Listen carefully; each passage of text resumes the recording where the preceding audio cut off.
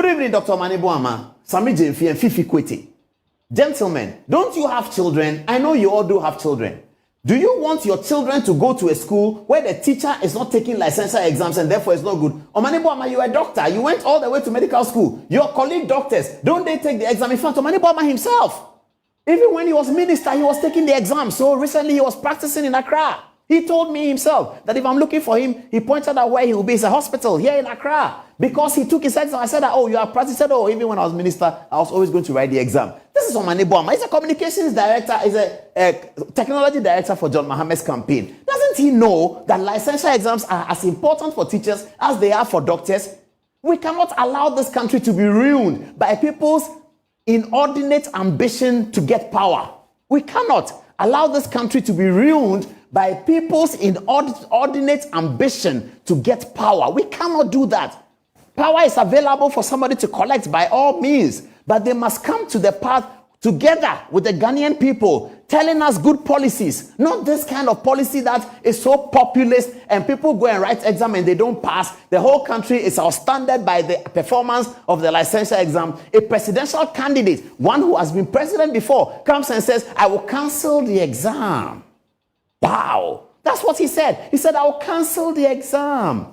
And Sami Jemfi and Fifi Kwete are watching Omanibuama as well, who is a doctor and who understands the value and the import of licensure exam. God has blessed you to be a policy maker, Omanibuama. You will be failing in your Christian responsibility as a Catholic. If God hasn't blessed you to be a policy maker, you are going to erect policies that jeopardize the future of our children. Policies that jeopardize the future of our children. You can't do that, Omanibuama. Remember your Christian faith. This is immoral. It is completely immoral for a presidential candidate to promise something that will jeopardize the future of children because children are not going to vote. So you jeopardize their future because you don't need their vote. That's what the NDC is saying. I don't believe this came from John Mahama. I believe it came from his advisors. And we must watch them well because this country doesn't belong to them. Neither does this country belong to Dr. Baumia. This country belongs to you and I. It doesn't belong to MPP or NDC. We cannot allow them to continue to do these things. NDC cannot jeopardize the future of our children because they won't vote. And we all sit down and keep quiet. Thank you, Franklin Kujo. God will bless you for that, for standing up to the truth. What is this? What kind of campaign do they want to wage? You talk about 24-hour economy and you say you are going to jeopardize the future of children. What is the meaning of this? It is so unpatriotic. It is so immoral. I don't even understand. What is the meaning of this? Wow. Wow, wow, wow, wow, wow. This is interesting, isn't it? This is so interesting. Policy is what we are talking about, isn't it? Now, President Mahama, I'm moving to another segment. Policy is what we are talking about. President Mahama is able to make these promises because until 2016 election, Ghanaian politicians, they don't make promises because whenever they made promises, their promises were not obeyed and they hooted at politicians. So politicians come and say, I will make, and people joke with it. Comedians will say, oh, Ghanaian politicians will come and say, I will put a train through the desert for votes, and everybody was laughing. Politicians were laughing stock. You know who changed that? It was Adodankwa Akufo-Addo. In 2016, he said, I will make free SHS. Everybody doubted it, that, oh, he can't. And including the NDC said he cannot do it. He said, I will make SHS free. And because he said, I'll make SHS free, and because he was able to do it, now politicians can promise. So President Mahama can now promise something, and people will take him serious because Akufo-Addo has showed the way. Akufo-Addo is the only politician coming back from Buzia, from Nkrumah era, who said, I will do, and he has done, on a major policy like free SHS, which was not there before. Now, that's the essence of policy. That's the essence of politics. Akufo-Addo said something else. I will do one district, one factory. The other day, I interviewed Okudzeto Ablakwa. I'll get you the video, where he said that. Of the one, this was in 2018. Of the one district, somebody sent me this video this week, that look at Ablakwa. Of the one district, one factory, he told us, Ablakwa told us, that only 9 have been done. Sometime after that, I met the president as a function. And I walked up to him to greet him. I said, hey, Mr. Man, I heard that the NDC MP was on your show. And he said that we've done only 9 factories. Did you ask him how many they did? The president was quite excited. He said, we've done 9 factories, but he's lying. We've done 62 at that time. This was 2019 also. Now, President Akufo-Addo said, 1 district, 1 factory, 1 village, 1 dam, free SHS. 3 major flagship policies. Today, Ghanaian politicians can promise because he delivered. How did he deliver on 1 district, 1 factory? That's why this is here. This is a confused Jews, ladies and gentlemen. Before 2016, it wasn't there. There was no name in Ghanaian lingua where we say a confused Jews. It wasn't there. A factory was dug with pickaxe. They went to a confit in the central region.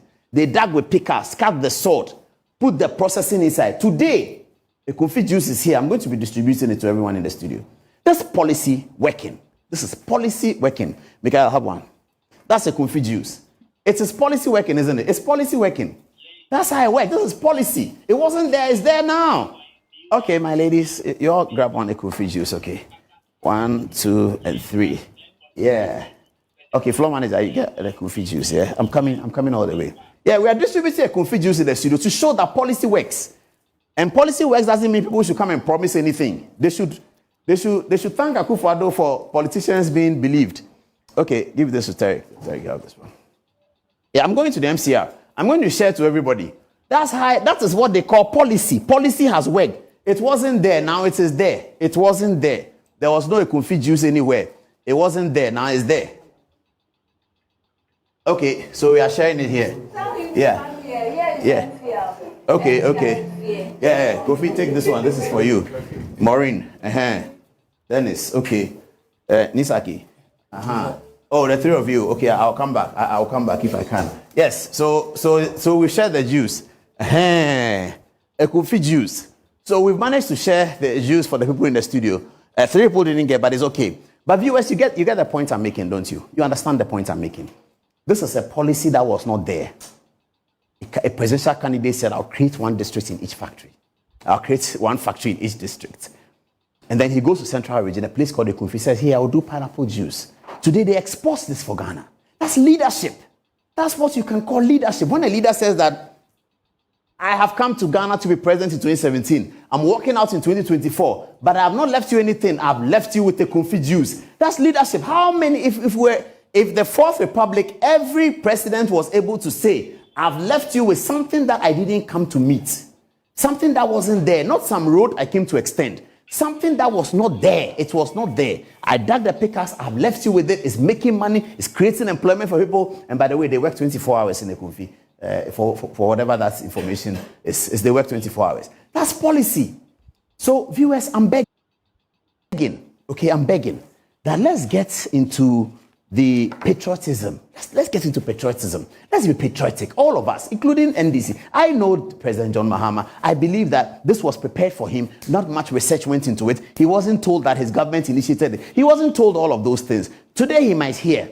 And they will go and tell him that Paul Adom was saying something about you just so that he gets angry with him. But he won't get angry with me. If he calls me, I'll explain. I say, boss, I beg you, it's your people. Your people, the kind of advice they give you, boss, your people. Anytime I have the opportunity to meet President, I'll tell him, that's your people. How can they give you a policy to go and say in Bono when they didn't tell you that the policy was initiated in the graphic by your government? Who did that? Whose work is that? We want to have a campaign that has meat in it. Not this kind of campaign that is immoral. This is immoral. You can't do that. Let's be patriotic. I like that song that they sing, the patriotic song. Those days, Rollins was president. They used to sing it all the time. Oh, man, be ya. Ne free me ne wo oh man be. I have a montage on that. Ne free yenara yem.